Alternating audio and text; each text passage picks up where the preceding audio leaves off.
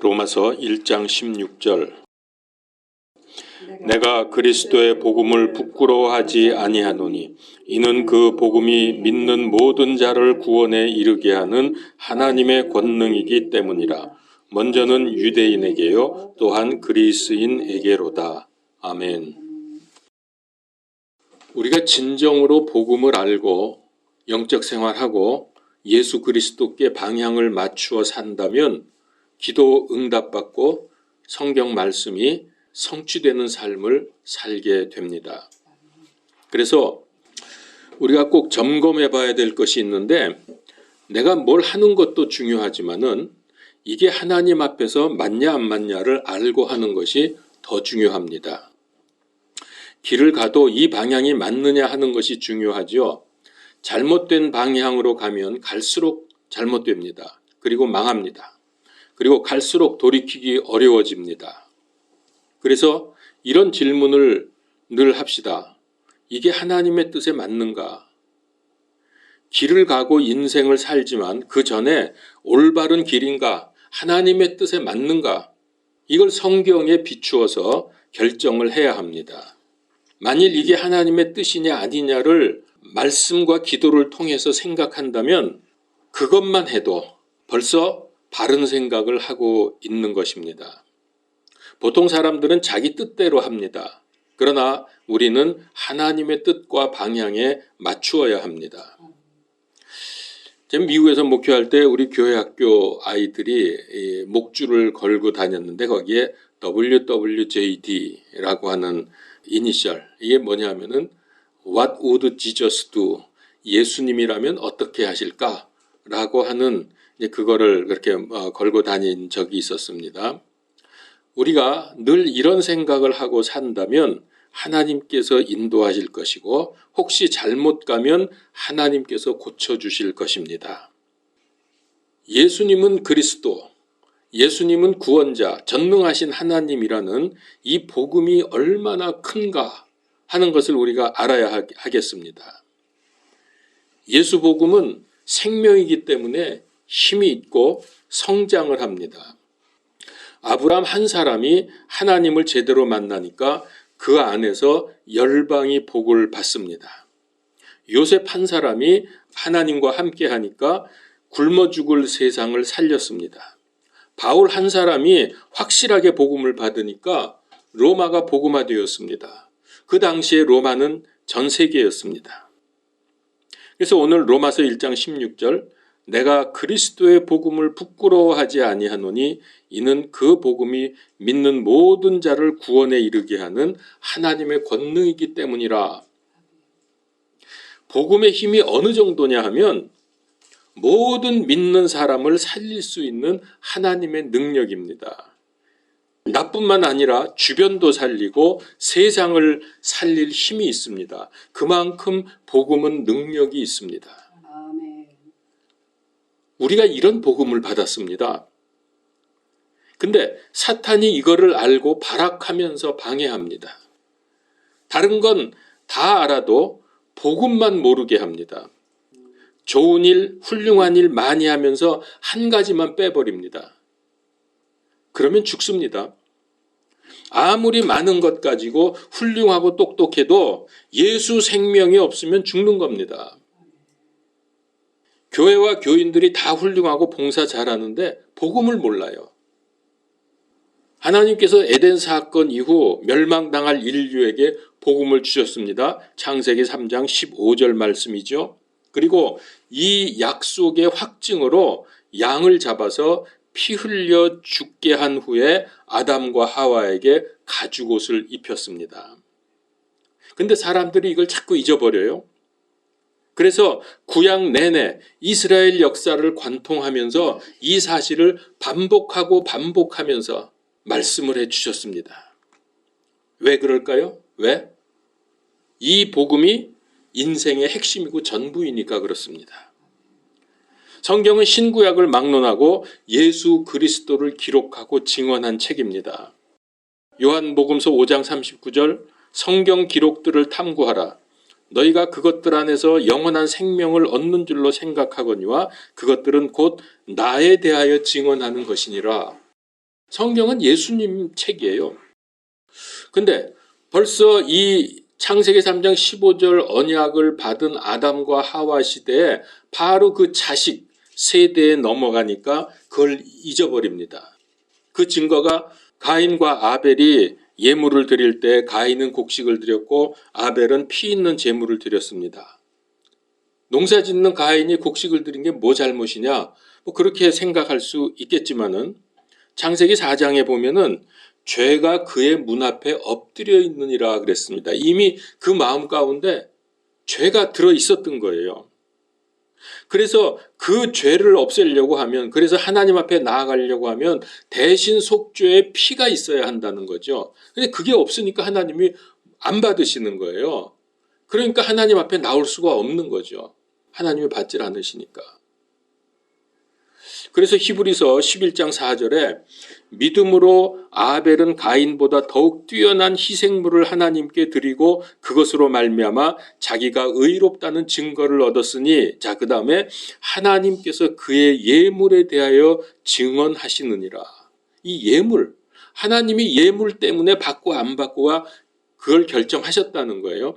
근데 이제 요즘에 주석이나 뭐 이렇게 설교나 이런 거 들어보면 이게 피제사냐 아니냐 그거 아니라는 거예요. 뭐 다른 얘기들을 자꾸 합니다. 아마 여러분 들으셨는지 보셨는지 모르겠지만 많이들 그렇게 얘기해요.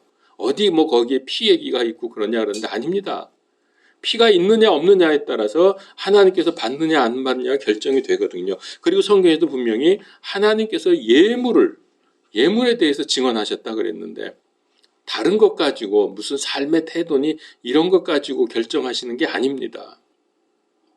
가인은 하나님의 창세기 3장 15절 언약을 알고도 어쩌면은 잊어버렸고 그래서 피 없는 제물을 드렸습니다. 다시 말하면 메시아 언약을 놓쳤다는 겁니다. 제가 교인들이나 교회에서 복음을 잘 모른다고 이렇게 말을 가끔 하지요. 그거는 그들이 교리적으로 설명을 못한다, 교리적으로 배우지 못했다 그런 뜻이 아닙니다. 복음의 능력, 복음의 은혜를 삶에 적용하지 못한다는 뜻입니다. 왜 사람들은 자꾸 하나님의 약속 예수 그리스도의 복음을 놓칠까요? 그게 사단의 전략입니다. 복음을 들어도 모르게 하고 알아도 감동이 없게 만들고 적용하지 못하게 합니다. 우리가 스스로 하나님 앞에 나아갈 수 없습니다. 왜냐하면 하나님의 거룩하심 앞에 설 수 없는 죄 때문입니다. 그러나 우리가 예수 그리스도 십자가를 의지하면 얼마든지 하나님께 나아갈 수 있습니다. 참 이게 놀라운 진리죠. 이게 놀라운 비밀입니다. 그런데 많은 사람들이 이 말이 이해가 안 되고 믿어지질 않지요. 혹 이해를 해도 알았다고 해도 실제로 감동이 없습니다. 적용이 되지 않고 누려지지를 못합니다. 이것이 바로 사탄의 전략입니다. 그래서 이스라엘이 우상에 빠져서 실패를 많이 했죠. 우리가 많은 지식을 갖는 거 좋습니다만은 가장 중요한 것 하나를 몰라서 세상도 문제가 되고 교회도 문제입니다. 그래서 어느 날 우상천지가 되었습니다. 사탄 문화가 세상을 장악해버렸습니다. 자, 창세기 3장 선악과 사건 이후에 4장의 가인과 아벨 형제 살인 사건, 6장에 거인들이 태어나서 하나님으로부터 심판받아 홍수 사건, 그 다음에 11장에 가서 하나님을 반역하고 바벨탑 사건, 이런 일들이, 하나님을 반역하는 일들이 계속되었습니다. 계속 멸망길로 가니까 하나님께서는 아브라함을 부르셨습니다. 12장에서. 하나님께서 아브라함에게 말씀하셨죠. 너는 내 고향과 친족과 아버지 집에서 나와 내가 내게 보여줄 땅으로 가라. 이건 무슨 얘기냐면 우상 숭배하는 내 고향에서 떠나라. 우상 숭배 더 이상 하지 말아라는 뜻이죠. 그러면 네가 복이 되리라. 내 안에서 모든 민족들이 복을 받을 거라고 말씀하셨습니다. 그런데 세월이 지나서 또 잊어버립니다. 메시아 언약을 놓치니까 어떻게 됐습니까? 이집트 가서 노예가 돼버리는 거예요. 사탄은 자꾸 잊어버리게 만듭니다.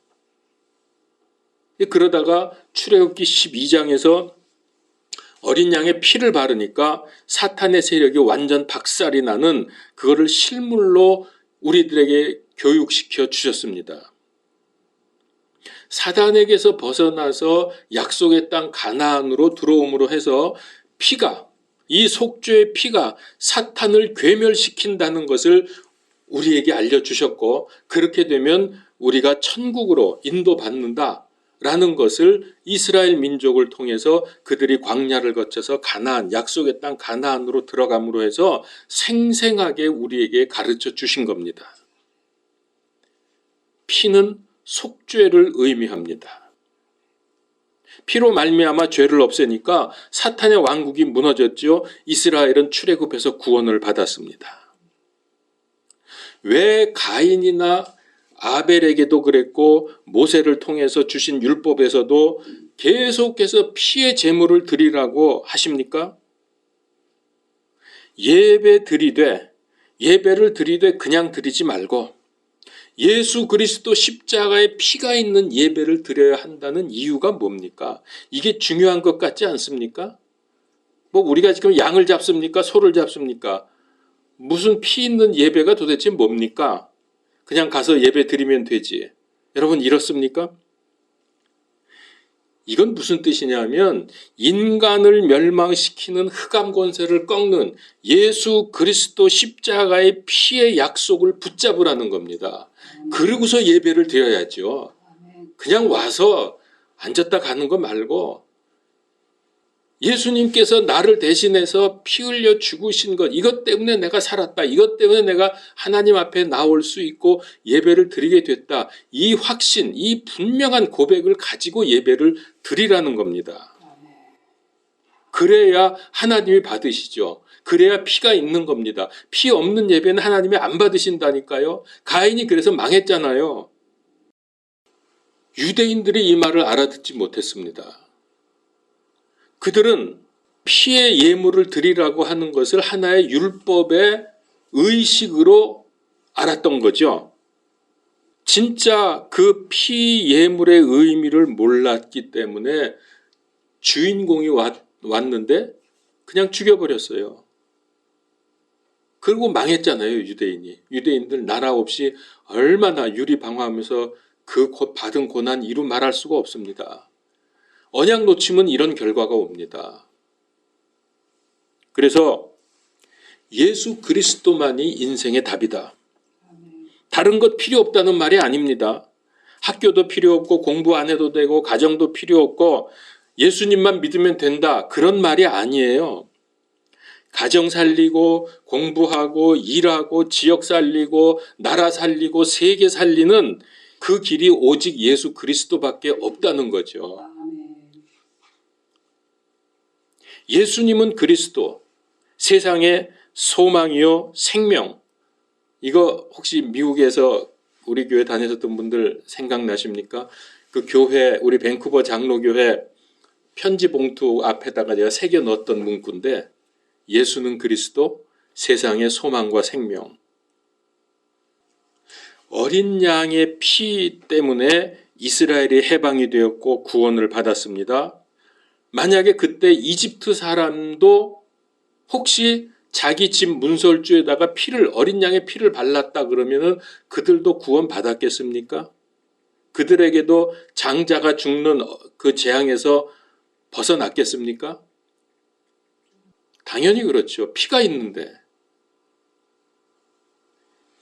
이 사실을 놓치지 말라고 우리 하나님께서 반복하고 또 반복해서 말씀하신 책이 있습니다.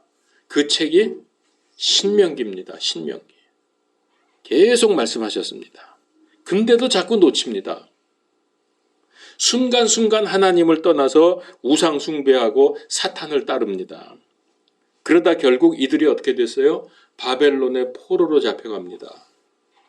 근데 그때도 하나님께서 메시아 언약을 말씀해 주셨습니다.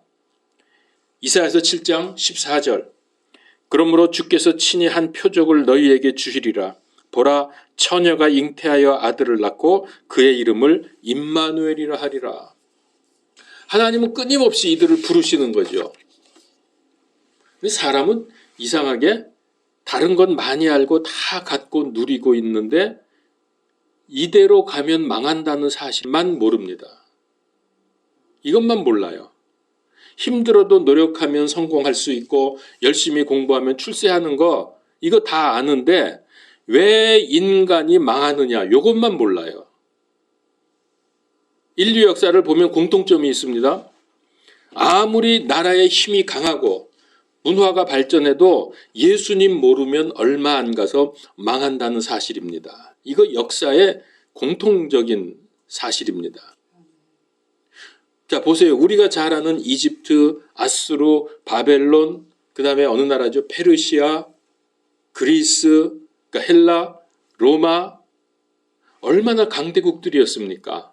전 세계를 다 지배했던 나라들 아닙니까? 근데 얼마 못 가서 역사에서 사라져 버렸어요. 지금도 예수님 모르면 똑같습니다. 복음 방해하면 똑같습니다. 자, 보세요. 지금은 어떤가? 북한을 비롯해서 중국, 러시아, 남미 국가들을 보십시오. 여러분, 이 나라들, 북한, 중국, 러시아, 남미, 이 나라들 자원이요. 엄청나게 많습니다. 지하 자원이나 천연 자원들이 북한, 남한에 몇 배 있습니다. 훨씬 더 많습니다. 중국, 러시아는 석유 왕국이죠. 석유가 얼마나 많은지 모릅니다. 남미, 지하 자원이 엄청납니다. 근데 여러분 지금 보세요. 이들 중에 예수님 제대로 믿는 나라 있습니까? 그들은 지금 맥을 못 추고 있어요. 그냥 겨우겨우 살아가는 수준에 있습니다. 왜 그러냐? 이 나라꼴이 말이 아닌 이유가 바로 그겁니다. 예수님이 다 만들어주셨고 허락하신 건데 예수님을 안 믿어. 예수님을 몰라. 제대로 될 리가 없죠. 자, 반면에 예수 그리스도 복음을 가지면 흥왕한다는 거죠. 그 대표가 미국 아닙니까? 근데 미국은 지금 복음에서 점점 돌아서고 있습니다. 그러니까 아시죠? 미국은 지금 서서히 망해가고 있습니다. 기도해야 돼요. 영국을 보십시오. 영국이 세계를 제패할 때 어떤 일이 있었느냐? 킹제임스 성경이 출판되고요. 그 다음에 세계의 복음과 성경을 보급할 때, 전할 때 그때는 영국이 세계를 지배했습니다. 그래서 해가 지지 않는 나라라는 별칭도 가졌었죠. 근데 영국 크기가 우리나라만 합니다. 남북한 합친 정도. 그거밖에 안 됩니다. 근데 세계를 주름 잡았거든요. 자, 그러다가 영국이 복음에서 돌아서니까 지금은 맥을 못 쳐요. 영국이. 힘이 없어. 유럽도 마찬가지입니다. 천주교로부터 종교 개혁을 하고 복음이 회복되니까 유럽 국가들이 다 선진국이 됐잖아요. 그럼 우리는 유럽 그러면 뭔지 모르게 선진국들이 모여있는 대륙, 그런 느낌이 있지 않습니까? 근데 지금은 어떻습니까? 하나님을 대적하고 기독교를 떠나니까 어떻게 됩니까? 지금 나토 국들을 보십시오. 과거보다도 훨씬 못한 러시아 하나 때문에 지금 지리멸렬, 분열돼서 싸우고 있습니다. 지금 왕래 독일, 프랑스, 이태리, 로마 이런 나라들이 아니에요, 지금. 오히려 우리나라보다도 지금 현재 우리나라보다도 못한 그런 상황입니다. 그만큼 유럽이 지금 망해가고 있습니다. 그래서 예수 그리스도 복음이 있느냐 없느냐가 이거는 개인뿐만 아니라 국가와 사회도 이렇게 달라진다는 거죠. 복음은 나 자신뿐만 아니라 가정과 지역과 나라를 살립니다. 왜냐하면 복음 말씀에는 살았고 운동력이 있기 때문에 우리나라도 정신 차려야 합니다. 지금 우리나라 좌우로 그 싸움이 얼마나 치열합니까? 가족이고 친구고 지역이고 나뉘어져 가지고 거의 원수처럼 돼서 대화도 지금 잘 되지 않지요. 당연히 양측 다 그리스도 복음이 없습니다. 좌편이건 우편이건 복음이 없어요. 그래서 이때에 교회가 잘해야 된다는 거예요.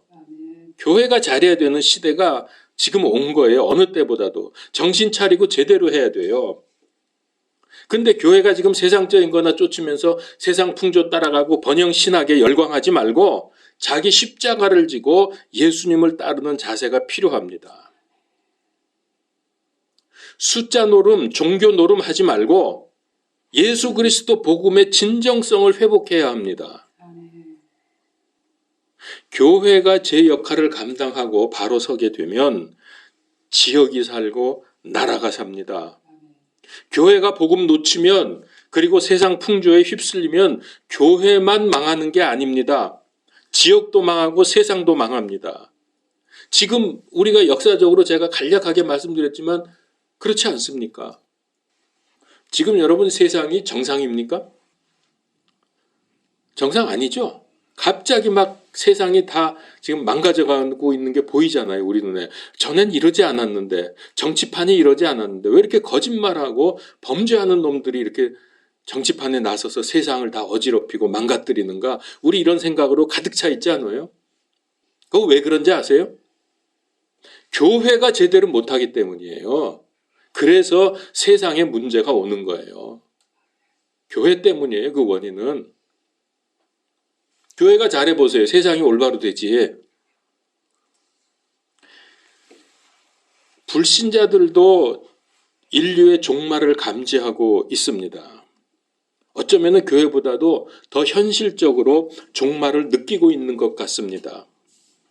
왜냐하면 교회에서는 뭐 종말, 예수 그리스도 재림, 심판 이런 거 말하면 거의 말하지도 않지만 이런 거 말하면 옆눈으로 째려봅니다.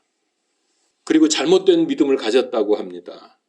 심지어는 이단이라고 공격을 합니다. 죄송합니다만은 목사님들 모인 방에서도 좋은 말들 많이 합니다. 뭐 누가 어떻게 됐다, 무슨 일이 있다 그러면 뭐 위로한다 그러고 잘 됐다 그러고 좋은 말들 얼마나 많은지 몰라요. 그런데 마지막 때의 말들, 영적인 말들은 아예 그런 단어 자체가 없는 것 같아. 그럴 정도로 아무 얘기가 없어요. 그런 거. 그런 얘기 제가 가끔 한 번씩, 요즘엔 안 하지만은 전에 몇 번 올리면은 전혀 아무 반응이 없어. 그냥 없었던, 못 본 듯이 그냥 넘어가고 다른 얘기만 하고 있어요. 이 시대의 성도님들, 그냥 교회 다니면서 종교놀이 하지 말고 깨어있는 성도가 되어야 합니다. 그게 깨성도입니다. 복음 정확히 알고 복음 정확히 누리고 정확히 복음을 삶에 적용하고 정확한 예수 그리스도 복음을 말해 주어야 합니다. 이게 깨성도입니다. 깨어있는 성도입니다. 그리고 마지막 때에 관한 말씀들, 예수님의 재림, 심판, 생명, 천국, 지옥, 영생, 영벌, 마귀 사탄, 영적 전쟁 등등 이런 거 정확히 알고 대비하는 삶을 살면서 이걸 말해 주어야 하는 게 우리의 책임입니다. 근데 이런 거는요, 성경을 봐도 인류 역사를 봐도 지금 나라 돌아가는 거, 세상 문화들, 내 가정, 내 꼬라지를 봐도 금방 알 수 있는데 이걸 모르고 외면하고 무시하고 핍박을 합니까? 그런데도 교인들은 침묵은 금이다 라고 입 다물고 있을 겁니까? 그러면요, 주변만 죽는 게 아니에요. 나도 죽어요. 말 안 해주면. 상대가 받건 안 받건 핍박을 하건 무시하건 그런 거 신경 쓰지 말고 때를 얻든지 못 얻든지 생명의 복음을 전하십시오. 그게 주변만이 아니라 내가 사는 길입니다. 복음 가졌으면서 왜 예수님 모르고 안 믿는 척 하면서 살죠? 누구 좋으라고? 누구 좋으라고 그러고 살아요? 사탄이요. 참 좋겠습니다. 그래서 제가 집 짓고 리모델링하고 인테리어 하고 싶어 하는 사람들의 모임을 알고 있습니다. 거기서 제가 복음을 전하게 해달라고 이제 기도를 하고 있는데 한 번은 쉬는 시간에 몇몇이 모여서 대화를 하다가 교회 얘기가 나왔어요. 어떻게? 그래서 뭐 교회 얘기들 하는구나 그러고 이제 듣고 있다가 기회를 보다가 제가 거기 형제한테 예수님 믿어요? 저는 그냥 처음에 그 말부터 자꾸 나오더라고요. 단도직입적으로 그냥 예수님 믿으세요? 그러고 이렇게 나오는데, 그랬더니 그 친구 하는 말이 자기 부인하고 처가는 열심 있는 교인들이라고 그렇게 말을 하더라고요. 그래서 형제님은 안 믿어요? 그랬더니 저는 아직은 믿고 싶은 마음이 없어요. 그러더라고요. 그러고 대화가 끝났습니다. 자기 자리로 돌아가서 앉았습니다. 점심시간이 되어서 제가 그 공부하는 내내 저 친구한테 복음을 전해야지 하는 생각으로 가득 차 있다가 점심시간이 돼서 좀 얘기할 시간이 돼서 제가 옆에 앉았습니다. 그리고서 내가 꼭 해주고 싶은 말이 있는데 한 3분만 들어줄 수 있냐? 그랬더니 좋다고 해보라고 그러더라고요. 그래서 제가 그 짧은 시간에 예수 그리스도가 누군지, 복음이 무엇인지를 압축을 해서 최대한 간략하게 말을 해 주었습니다. 그리고서 이제 그날 밤에 집에 돌아왔는데 어떻게 해야 후속 조치를 좀 취할 수 있을까 하다가 전에 설교한 것 중에서 복음 메시지, 아주 기본 복음 메시지 확실한 거 하나를 골라서 카톡으로 무조건 보냈어요. 그 친구한테. 그리고 제가 뭐라고 썼냐면 꼭 들려주고 싶은 내용이라서 허락받지 않고 제가 보내서 죄송합니다. 그러나 들어주시면 고맙겠습니다. 그냥 이렇게 보냈어요. 그 후에 그 사람하고는 전혀 믿음, 교회 이런 거에 대해서는 아무 대화가 없었습니다. 근데 그 친구가 태도가 달라져서 제가 이제 빨리빨리 잘 못하잖아요. 확실히 젊은이들하고는 내가 굼떠가지고 제가 젊었을 때 나이 든 사람들 보면서 왜 저렇게 느리나 그랬는데 내가 아무리 하려고 해도 잘 안 되더라고요. 빨리빨리 안 돼. 그래서 이제 놓치는 것도 있고 그러니까 물어보면은 얼마나 친절하게 잘 가르쳐주고 또 말도 하기 전에 자기가 와서 이건 이런 거라고 말해주고 이제 그런 걸 제가 아주 잘 대해주는 걸 느꼈습니다. 그러니까 여러분 지금은 혹시 안 믿어도 나중에라도 내가 전한 복음이 생각나서 믿을 수도 있고 끝까지 안 믿었다고 합시다. 그러면 하나님께서 그의 핏값을 나에게서 찾지 않으실 겁니다. 나는 일단 전했으니까. 하여튼 우리는 매 순간마다 모든 상황에서 내가 어떻게 예수님을 전하고 말해줄 수 있을까? 이 생각을 늘 하고 있어야 돼요. 그리고 기회 되면 그냥 하는 거예요. 이것저것 나 전에 많이 따져서 하고 싶어도 말 못할 때가 많았는데 이거 지금 이 말하면 되겠나 이런 거죠.